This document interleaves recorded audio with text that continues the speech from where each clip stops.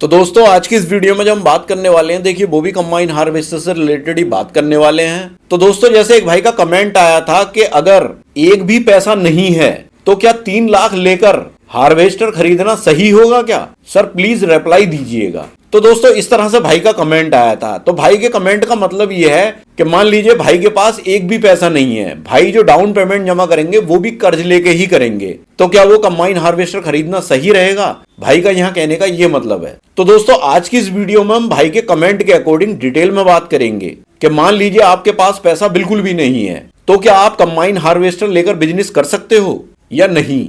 नई combine harvester लेने में कितना लोन होगा और पुरानी कंबाइन हार्वेस्टर लेने में कितना लोन होगा, सब कुछ डिटेल में बात करेंगे। तो वीडियो में लास्ट तक बने रहें, क्योंकि हम जो बोलते हैं सच बोलते हैं। और चैनल पे अगर नए हैं तो देखिए चैनल को सब्सक्राइब कर लें। तो आइए वीडियो शुरू करते हैं।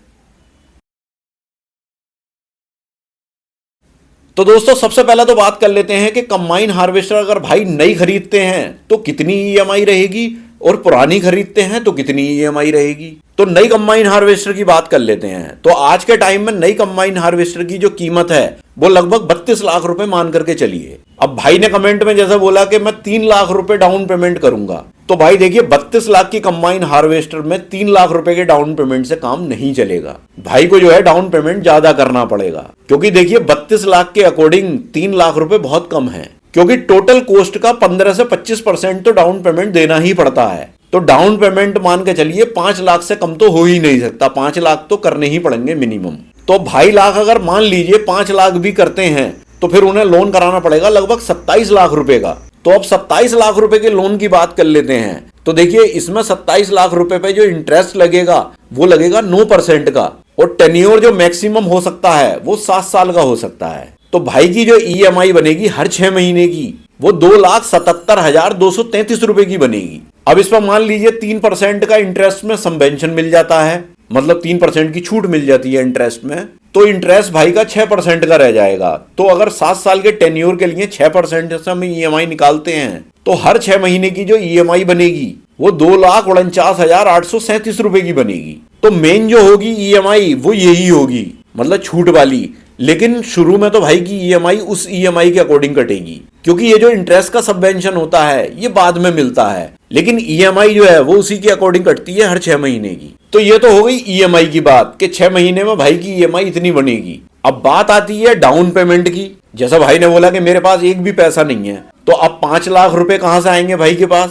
भाई ने तो ये कहा कि मैं 5 लाख भी कर्ज पे लूंगा। तो देखिए अगर किसी रिश्तेदार से या किसी जानने वाले से भाई ने ले लिए 5 लाख रुपए तब तो कोई बात नहीं है, लेकिन अगर ये भी भाई ने उधार लिए ब्याज पर या किसी बैंक से पर्सनल लोन कराया 5 लाख रुपए का, तो अब इसकी भी ईएमआई बनेगी।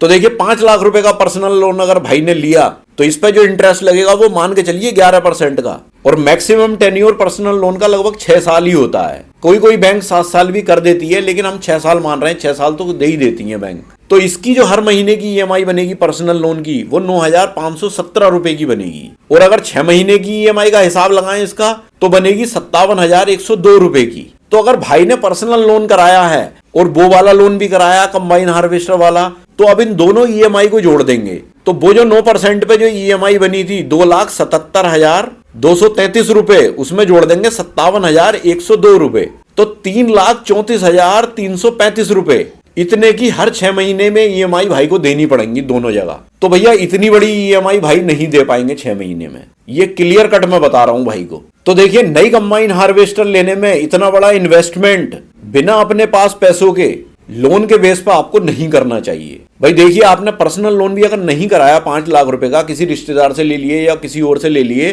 तो वो पैसे भी तो आपको देने हैं ना भाई। 2,77,000 रुपए की ईएमआई तो मशीन की देनी है और वो 5 लाख भी देने हैं। तो देखिए मेरे ख्याल से तो 2,77,000 भी बहुत ज्यादा है अगर देखा जाए तो नई मशीन का ऑप्शन भाई के लिए नहीं है। तो दोस्तों अगर आप कंबाइन हार्वेस्टर की कीमत, उसका टेक्निकल स्पेसिफिकेशन और उसके पार्ट्स खरीदना या देखना चाहते हैं तो मैंने एक वेबसाइट का लिंक डिस्क्रिप्शन में दे रखा है। आप उस वेबसाइट पे विजिट करके और उस पर सर्च करके आप अपनी क्वेरी देख सकते हो। अब बात कर लेते हैं पुरानी कंबाइन हार्वेस्टर की। मान लीजिए भाई के पास एक भी रुपया नहीं है और वो पुरानी कंबाइन हार्वेस्टर लेकर बिजनेस करना चाहते हैं। तो देखिए पुरानी जो ढंग की ठीक ठाक कंबाइन हार्वेस्टर होगी वो 20 लाख रुपए से कम की तो मिलेगी नहीं, और 20 लाख रुपए से कम की कोई कंबाइन हार्वेस्टर अगर लेंगे तो फिर उसमें पैसे ही लगाते रहेंगे, उसमें और लॉस में चले जाएंगे। ठीक ठाक जो बिजनेस अगर करना है तो 20 लाख से नीचे की कंबाइन हार्वेस्टर आज के टाइम में तो नहीं होगी। तो भाई ने जैसे कमेंट में बोला 3 लाख रुपए का अरेंजमेंट में कर लूंगा कहीं से कर्ज लेके, तो देखिए 3 लाख रुपए के डाउन पेमेंट पे पुरानी भी नहीं मिलेगी। वो क्यों नहीं मिलेगी? क्योंकि देखिए पुरानी कंबाइन हार्वेस्टर पर ज्यादा पैसों का लोन होता नहीं है, थोड़े कम पैसों का ही लोन होता है, तो फिर डाउन पेमेंट बढ़ाना ही पड़ता है। तो 3 लाख रुपए में वो मशीन भी नहीं मिलेगी। यहां भी भाई को 5 लाख रुपए ही करने पड़ेंगे अरेंजमेंट डाउन पेमेंट के लिए। अब मान लीजिए जैसे नई के लिए 5 लाख रुपए अरेंज कर रहे थे भाई, ऐसे ही अब पुरानी के लिए कर रहे हैं, तो लोन जो कराना पड़ेगा भाई को वो लगभग 15 लाख रुपए का कराना पड़ेगा। 20 लाख रुपए की कंबाइन हार्वेस्टर मानकर चलिए, तो अब 15 लाख पे जो इंटरेस्ट लगेगा वो 9% का लगेगा, और इसका टेन्योर जो होगा वो 7 साल का होगा। तो इसकी जो हर 6 महीने की ईएमआई बनेगी वो 1,54,018 रुपए की बनेगी। वहीं अगर मान लो भाई को 3% का इंटरेस्ट में सबवेंशन मिल जाता है, छूट मिल जाती है, तो ये इंटरेस्ट जो है वो 6% का रह जाएगा। तो 6% के इंटरेस्ट पे 7 साल के लिए जो ईएमआई बनेगी हर 6 महीने की वो 1,38,798 रुपए की बनेगी। तो मतलब इतनी भाई को पड़ेगी ईएमआई, लेकिन शुरू में जो ईएमआई देनी है वो यही देनी है 1,54,018 रुपए की। तो बाकी प्रोसेस 5 लाख वाला जो डाउन पेमेंट वाला है वो वही रहेगा कि मतलब भाई अगर किसी रिश्तेदार से या जानने वाले से ले लें 5 लाख रुपए तब तो कोई इंटरेस्ट नहीं देना पड़ेगा। लेकिन अगर भाई ने इसका भी पर्सनल लोन करा लिया अभी पहले की तरह नई कंबाइन हार्वेस्टर के लिए जैसे मैंने बताया अभी, तो फिर उसकी ईएमआई भी देनी पड़ेगी। तो उसकी ईएमआई जो हर 6 महीने की है वो 57,102 रुपए की है। तो यहाँ 1,54,018 रुपए में 57,102 रुपए को जोड़ देंगे, तो पुरानी कंबाइन हार्वेस्टर लेने में भी जो हर 6 महीने में भाई को ईएमआई देनी पड़ेगी वो 2,11,120 रुपए की देनी पड़ेगी। तो भैया इतनी ईएमआई आप दे तो देंगे, लेकिन ये रिस्क है बहुत बड़ा। मतलब मेरा कहने का ये है कि पुरानी कंबाइन हार्वेस्टर अगर भाई लेते हैं तो कंबाइन हार्वेस्टर की इसकी 2 लाख रुपए की ईएमआई दे तो देंगे, लेकिन हाई रिस्क है इसमें। तो दोस्तों इस वीडियो को रोक करके मैं एक इंपॉर्टेंट चीज आपको बता दूं। देखिए दोस्तों, मैंने एक डीपीआर प्रोजेक्ट रिपोर्ट के बारे में एक वीडियो मैंने बनाई थी। उस पर मैंने एक डीपीआर बनाते हैं भाई, उनका नंबर भी मैंने उस पर शेयर किया था। तो जैसे कि भाई का नंबर आप स्क्रीन पर ही देख रहे होंगे। तो देखिए अगर आप लोन कराते हो, लोन आपका कहीं से भी अप्रूव नहीं होता है, जैसे एआईएफ स्कीम जो है, ग्रीन इंफ्रास्ट्रक्चर फंड स्कीम जो है, वो अगर उसके अकॉर्डिंग आपका लोन कहीं से अप्रूव नहीं होता है तो देखिए इसमें डीपीआर प्रोजेक्ट रिपोर्ट की भी जरूरत पड़ती है। तो देखिए ये डीपीआर प्रोजेक्ट रिपोर्ट जो है ये एआईएफ स्कीम के अकॉर्डिंग लोन लेने में बहुत हेल्प करती है। तो अगर आपको डीपीआर बनवाना है तो ये भाई जो है एक्सपर्ट हैं डीपीआर बनाने के, तो आप इस नंबर पर कांटेक्ट कर करके आप अपने लोन के लिए डीपीआर आराम से बनवा सकते हैं। और मेरा रेफरेंस अगर आप भाई को देंगे तो आपको देखिए वो आपकी जो इसकी कॉस्ट होगी डीपीआर बनाने की उसमें आपको कुछ छूट भी देंगे। तो दोस्तों जल्दी जल्दी से जिसे कंबाइन हार्वेस्टर के लिए लोन कराना है वो अपने लोन के लिए डीपीआर प्रोजेक्ट रिपोर्ट जो है वो बनवा सकते हैं भाई से। और डीपीआर प्रोजेक्ट रिपोर्ट होती क्या है, सारा सब कुछ डिटेल में जानने के लिए आप वीडियो भी देख सकते हैं। मैंने इस पे ऑलरेडी एक वीडियो बना रखी है और उस वीडियो का लिंक भी मैं डिस्क्रिप्शन में दे दूंगा, आप वहां से जाकर के उसे देख सकते हैं। मतलब ढूंढना आसान हो जाएगा आपको।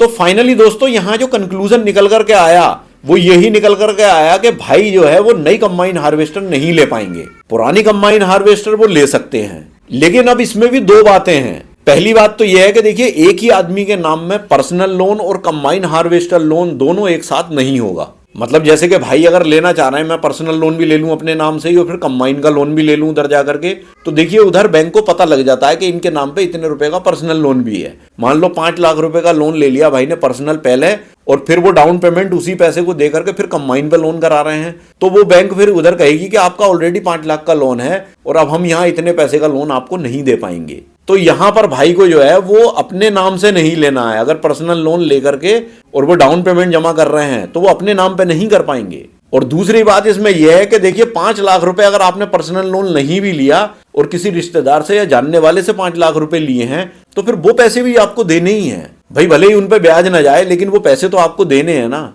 तो भाई मेरा सजेशन तो भाई के लिए यही है कि अगर उन्हें ये बिजनेस करना है तो वो पुरानी हार्वेस्टर के साथ में कर सकते हैं, लेकिन कंबाइन हार्वेस्टर ज्यादा पुरानी ना हो। नई कंबाइन हार्वेस्टर के साथ तो ये बिजनेस भाई नहीं कर पाएंगे। फिर एक दिक्कत यहां ये भी है कि पुरानी में भी हाई रिस्क है, क्योंकि देखिए 2 लाख रुपए से ऊपर की ईएमआई बन रही है पुरानी की भी, तो भाई को मेहनत ज्यादा करनी पड़ेगी और फिर अपने यहाँ का एरिया का सिस्टम, रेट का सिस्टम, ये सब कुछ देखना पड़ेगा, तभी आप इस बिजनेस को करने की सोचें। तो देखिए जो भी भाई इस बिजनेस को करने का प्लान कर रहे हैं, नई कंबाइन हार्वेस्टर लेने का या पुरानी लेने का, तो देखिए मिनिमम उनके पास पैसा होना चाहिए, खाली जेब तो ये बिजनेस नहीं हो पाएगा भाई। मिनिमम 5 से 10 लाख रुपए तो भाई के पास अपने होने चाहिए। तो बाकी दोस्तों अगर इससे रिलेटेड किसी भी भाई की कोई क्वेरी हो या सजेशन हो तो वो मुझे कमेंट बॉक्स में कमेंट कर सकते हैं, और चैनल पे अगर रहे हैं तो देखिए चैनल को सब्सक्राइब भी कर लें। तो मिलते हैं इसी तरह की किसी नेक्स्ट वीडियो में, तब तक के लिए थैंक यू, बाय।